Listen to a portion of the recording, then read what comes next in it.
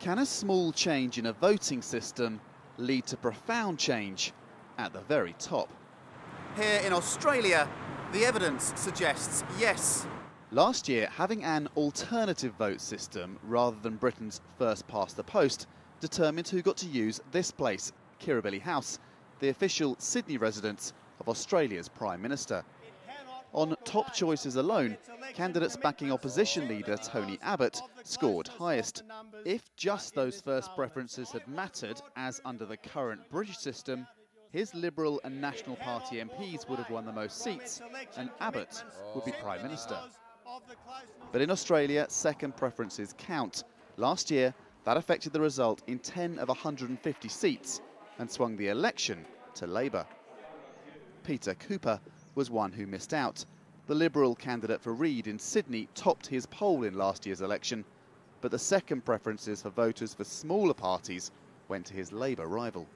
There are so many complexities to it that the average voter doesn't understand what they're getting themselves in for. When they go to the polls and put a mark here and the result is different, and their vote actually counts for someone else, it usually comes as a big surprise.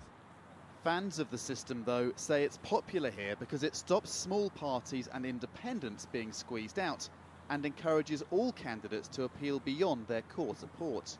They need to think about not just who will vote number one for them, but who might give them preferences further down the ballot paper. This means that they are more likely to err on the side of moderation because they don't want to be last on anyone's ballot paper. They want to, if they're not going to be number one, they want to be number 2 or 3. The system proposed for the UK isn't identical to that used for Australia's federal elections.